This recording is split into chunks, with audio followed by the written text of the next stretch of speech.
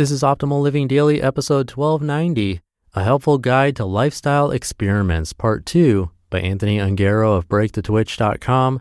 And I'm Justin Malik, the guy that reads to you every single day of the year, including weekends and holidays, to help you live a more meaningful and positive life. Today I have a continuation post from yesterday. I'd recommend listening to yesterday's episode first if you haven't already. And a big thanks to our friends at Carbona. Do you get obsessed with stubborn stains that just can't seem to go away? I do. And Carbona is just as obsessed with all things clean. They've developed a wide range of solutions from carpet care to laundry. They've been delivering amazing results since 1908. Goodbye stains, hello happiness. Live life unstained, shop Carbona.com with code OLD for 20% off. That's Carbona.com, code OLD for 20% off. For now, let's get right to it as we optimize your life. A Helpful Guide to Lifestyle Experiments, Part 2, by Anthony Ongaro of BreakTheTwitch.com. Tips to stick with it. The most important factor of any lifestyle experiment is that you stay consistent with it for however long you planned, unless you experience serious negative results. Without finishing, you can't see the results and make an informed decision about how it affected you. Depending on your experiment, the first few days are probably going to suck, especially if it's a change you're not used to or something completely different from what you've done for years. Your brain is going to twitch and try to get you to stop doing whatever you're trying, even if it's actually better for you. Unless you're experiencing substantial discomfort, keep pushing through and know that once you get past a week, it's going to get so much easier to continue for your designated time. 1. Keep it simple. Remember, this may be the first of dozens of lifestyle experiments over the next few years of your life. This is a marathon, and you don't have to run the whole thing right now, so take it slow and keep it simple. You can ramp it up as you go. 2. Partner up. Accountability is an important aspect of any lifestyle change. Do what you can to find someone who's willing to try the experiment with you. It helps to have someone to check in with, and even better if you're both invested in each other's mutual success. 3.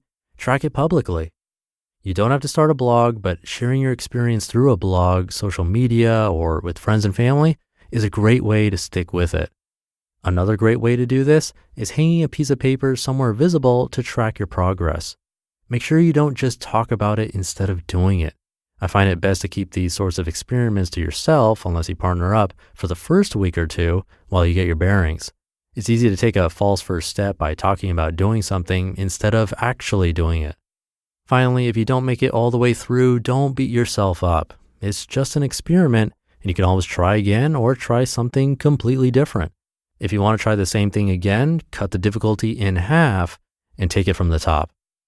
Lifestyle experiments I've tried. 1. The minimalist game. This is where our decluttering journey began and continues to be one of the most effective decluttering methods Amy and I have tried. Over a few months, we got rid of thousands of things from our home and create a physical space that we didn't even know we had. This was a fundamental change that opened up many other opportunities for us along the way. It's definitely worth taking a shot at it. 2. Low carbs and no sugar. I've done this one for as little as 30 days and as long as 4 months, and every time I do it, the results are truly incredible. I did this as recently as December 2017 and lost about 9 to 10 pounds while buried in snow in Minneapolis and not working out at all. Since doing these no sugar experiments, I've substantially tapered the amount of sugar and carbs I eat on a regular basis, whether or not I'm doing a full ban or not. In my experience, fat loss and muscle building is about 85% diet and 15% exercise. That might not be the case for everyone, but I found that when I don't eat sugar, I immediately start dropping body fat, have more consistent energy, feel better overall, have lower triglycerides and bad cholesterol, and don't feel as hungry all the time. To be clear, I'm not a nutritionist and I'm not able to make diet or exercise recommendations. This has just been my experience. Sugar sucks. 3. No coffee.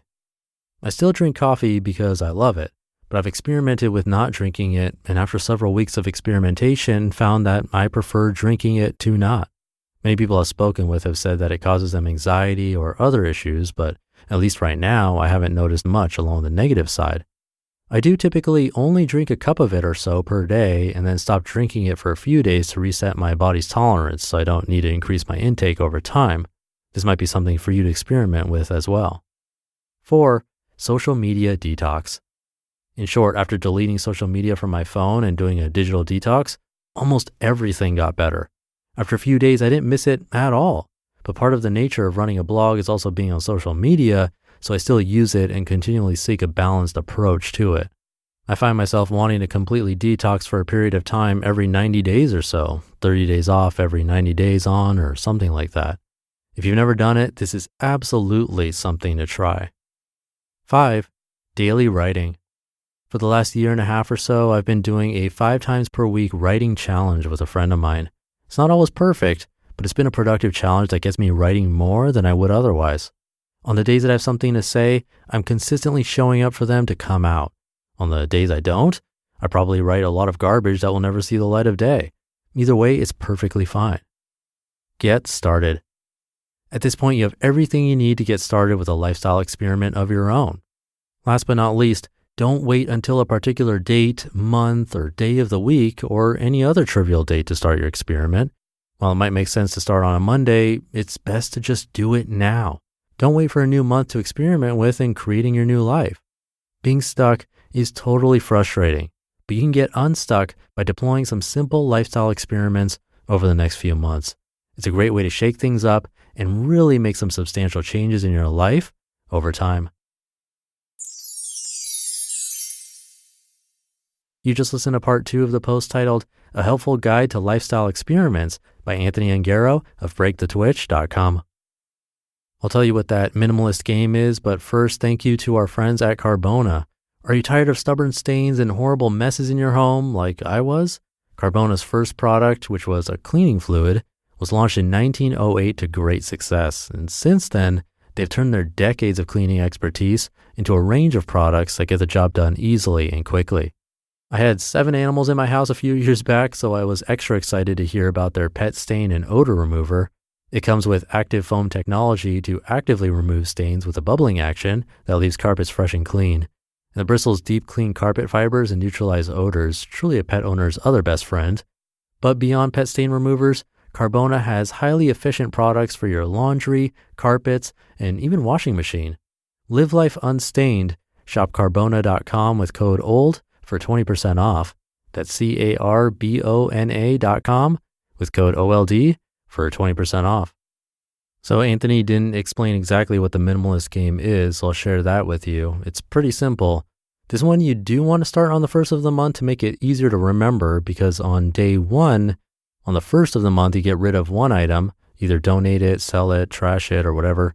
And then day 2, 2 items, and so on for 30 days. It gets really tough towards the end, trying to get rid of 28 and 29 and 30 items each day, but you can count one piece of paper as one item, so really it depends what you're getting rid of, but a great challenge to try.